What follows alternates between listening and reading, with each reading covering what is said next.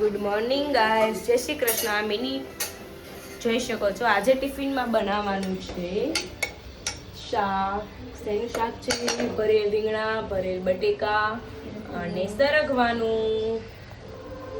આપણે ખાઈ લઈશું દ્રાક્ષ. કાલનો વ્લોગ નથી લીધો કેમ કે મને થોડી તબિયત સારી નહોતી, એટલા માટે આજથી આપણે કન્ટિન્યુ કરશું.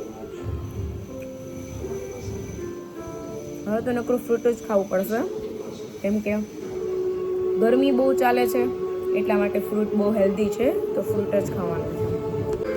તો આપણે હવે ખાઈ લઈશું દ્રાક્ષ. દ્રાક્ષ ખાઈને આપણે ઓફિસે જવા માટે નીકળી ગયા હતા અને પેટ્રોલ નહોતું, તો આપણે પેટ્રોલમાં વારા માટે લાઈનમાં ઊભા રહી ગયા હતા. કેટલી ટ્રાફિક હતી જોઈ શકો છો. ત્યારબાદ ઓફિસેથી છૂટી ગયા હતા. ઘરે પહોંચીથી આપણે છૂટીને આવી ગયા છીએ ઘરે. તો આજે બહુ જ ભૂખ લાગી હતી, તો આજે આપણે ઘરે બનાવી લઈશું મેગી, કેમ કે હમણાં બહારનું નથી ખાવાનું. ઘરની મેગી કહેવાય એટલે આપણે મેગી ખાઈ લીધી છે. મેગી ખાઈ લીધી નથી પણ હજી આપણે બનાવી રહ્યા છીએ, જોઈ શકો છો. મસ્ત મેગી ઉકળી ગઈ છે. હવે આપણે એમાં નાખી દઈશું મસાલો. નાખી દીધો છે આપણે મસાલો.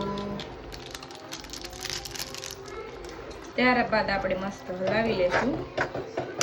મસ્ત મેગી રેડી છે, હવે આપણે ખાઈ લઈશું. તો ચાલો ગાઈસ બધા મેગી ખાવા. હજી હું વ્લોગ બનાવી રહી હતી ત્યાં તો આ જો ફટાફટ ઝાપટવા જ માંડી છે મેગી. આપણે હતી ગોયણી તો પૂરી બનાવી રહ્યા છે. રસ તૈયાર છે, તેલ પણ ગરમ ગરમ આવી ગયું છે એટલે આપણે પૂરી તળી લઈશું. અને શાક પણ મસ્ત રેડી છે, ખીર પણ રેડી છે. તો આલો આવી જાવ ખાવા. મસ્ત બધી ગોયણી ખાઈ છે અને હું વિડીયો ઉતારું છું. ત્યારબાદ લાસ્ટમાં મારો વારો આવી ગયો તો ખાવાનો. મસ્ત આપણે જમીને નવરા થઈ ગયા છીએ.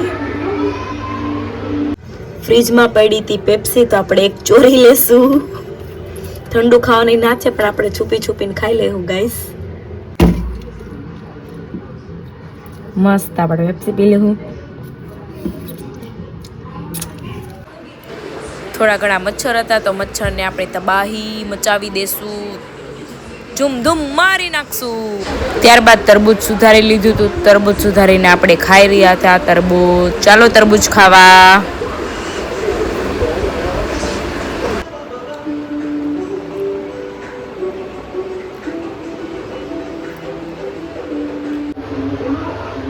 આપણે સુઈ જશું. Good night. આજનો વ્લોગ આપણે અહીંયા પૂરો કરીએ છીએ. તો લાઈક કરી, સબસ્ક્રાઇબ કરી દો.